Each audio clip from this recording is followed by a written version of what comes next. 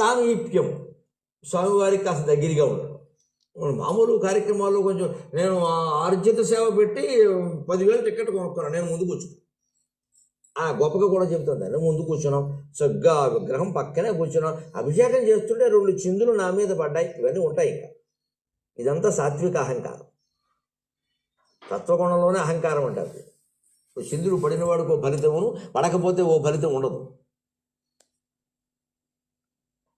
చిందులు పడ్డమే గొప్ప అయితే బిందులు పడతాయి ఎవడ మీద, ఎవరి బుద్ధి మారడం లేదు. ఈ అజ్ఞానం పోవడానికి ఇది మంచి సాలోక్యం. దానికంటే సామీప్యం కొంచెం దగ్గర ఇంకా ఉంది, ఇంకా ఉన్నతం, సారూప్యం. ఆయన అయిపోవడం, అలాంటి రూపం మళ్ళీ ఆయనలో కలిసిపోవడం కాదు. అసలు రూపంలో రూపం ఎలా కలుస్తుందండి? ఏదో రూపం భగ్నం కావాల్సింది. రూపంలో రూపం ఎలా కలుస్తుంది? కనీసం ఒక మట్టి బొమ్మ పెద్దదోడు చేసి, అటువంటి బొమ్మ చిన్నదోడు చేసి, ఈ చిన్న బొమ్మని పెద్ద బొమ్మలో కలపాలంటే ఆ పెద్ద బొమ్మలో కొంత భాగం మట్టి తీసేయాలా వద్దా? అజ్ఞానం. కానీ ఇది రూపంలో ఉండగా ఆ రూపంలో మనం అంతా కలుస్తాం. అయినప్పటికీ ఆయన అనంత రూపుడు. ఇది భయంకరమైన అజ్ఞానం. ఇది నిరూపించగలిగే విషయం కాదు. ఇది తర్కానికి కూడా లొంగదు, ఊహకు కూడా అందదు. ఒక పెద్ద బొమ్మ ఉన్నప్పుడు దాంట్లో ఓ చిన్న బొమ్మ చేసి దాన్ని అందులో కలపాలి అంటే ఆ పెద్ద బొమ్మలో మధ్యలో కూడా గొయ్యో గొప్ప చేయాలా వద్దా? లేకుండా ఎలా కలుస్తుంది? పెద్ద బొమ్మ మీద చిన్న బొమ్మ పెడుతూ తాడు పెట్టి అది కలిసినట్టు కాదుగా. అంచేతను అసలు బొమ్మలు కలవాలి అంటే బొమ్మలు 2 మూల రూపంలోకి వెళ్లాల్సింది. ఆ మూల రూపమే నిష్ప్రపంచ, నిరాశ్చర్య, నిరాధార, నిరంజన, నిర్వికల్ప, నిరాబాధ. మూల రూపంలోకి వెళ్ళవలసింది, లేకపోతే కలవడం సాధ్యం కాదు.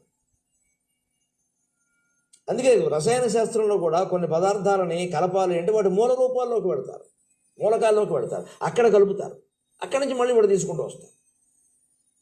ఒక తగాదా పరిష్కరించాలన్న మూలంలోకి వెళ్ళాలి. అసలు ఎక్కడి నుంచి వచ్చింది? ఇది మొదలు ఎక్కడైంది? ఎవరు మొదలు పెట్టారు? దీనికి మూలం ఏమిటి? ఆ మూలంలో కడితే తగాదా రహస్యం ఏంటో తెలుస్తుంది. అప్పుడు పరిష్కరించవచ్చు, సరైన మందు వేయచ్చు. లేకుండా ఊరికే సెటిల్మెంట్ చేసి డబ్బులు కొట్టేయడం అనుకుంటే ఏదైనా చేయొచ్చు. వాళ్ళనే సెటిల్ చూసుకోమని చెప్పేసి వీళ్ళు డబ్బులు లాగేసి పిలుస్తాం సెటిల్ చేస్తామని పిలిచేది. నాయకులు పిలిచారు కదా అని వస్తారు, పెద్ద మనుషులు పిలిచారు కదా, కాసేపు మాట్లాడే ఏం గొడవగా మీరు అక్కడ కూర్చోండి, మీరు ఇంకెవరు వెళ్ళకండి, మీరు ఇద్దరు కూర్చోండి, చేసుకోండి. ఎందుకు అవుదా?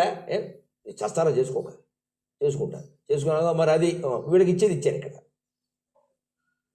ఇలాంటి సెటిల్మెంటే జరుగుతున్నాయి మధ్య తెలివి. అప్పుడు వీళ్ళకి అర్థమైంది, ఏదో మన ఊళ్ళో మన ఇంట్లో కూర్చొని చేసుకుంటే సరిపోయేది, అనవసరంగా వాటికి డబ్బులు ఇచ్చి ఇలాగే ఉంటుంది. మరి ఇలాంటి సెటిల్మెంట్లు అయినా వాళ్ళని చేసుకోమని ఈయనకి ఎందుకు? ఇక్కడ భగవంతుడు ఆలోచన